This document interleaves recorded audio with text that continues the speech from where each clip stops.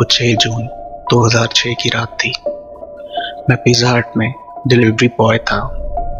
रात के 2 बज चुके थे। मैं बहुत ज़्यादा थक गया था, लेकिन शिफ्ट ख़त्म होने से पहले मुझे एक लास्ट ऑर्डर डिलीवर करना था।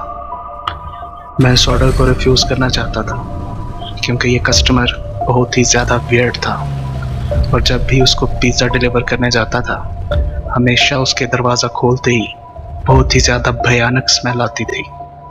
लेकिन मेरे पास कोई और चॉइस नहीं थी क्योंकि मेरा संकी मैनेजर ज़रूरत से ज़्यादा ही स्ट्रिक्ट था।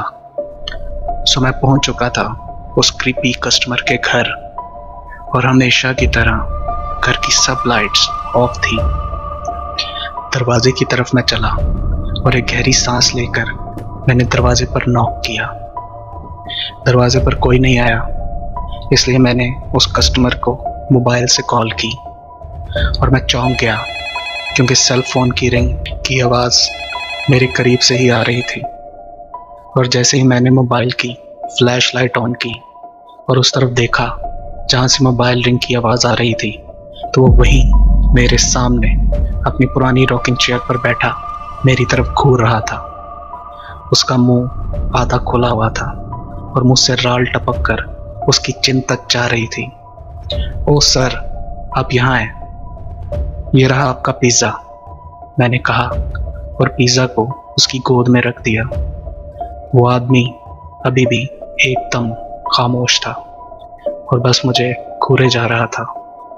$12 सर, मैंने कहा तो फाइनली उसने बोलने के लिए अपना मुंह खोला। पैसे मेरे बेडरूम में ड्रेसर पर रखे हैं, क्या प्लीज़ तुम वो उठा कर ला सकते हो? आज रात मेरी टांगों में बहुत ज़्यादा दर्द है, मैं उठ नहीं सकता।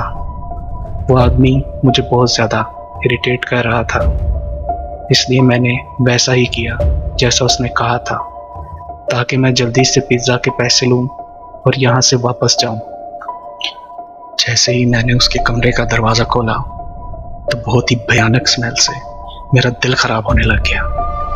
मैंने जल्दी से ड्रेसर से उसका वॉलेट उठाया और वापस जा ही रहा था कि अचानक मैंने नोटिस किया कि बेड पर चादर में कुछ छुपाया हुआ है और उसकी शेप ह्यूमन बॉडी की तरह लग रही थी।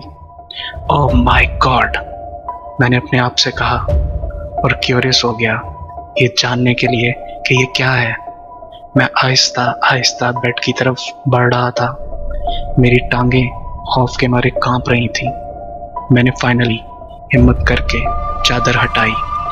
ओह क्रैप, मैं चीख पड़ा एक छोटे बच्चे की तरह और मेरा दिल जोर जोर से धड़क रहा था।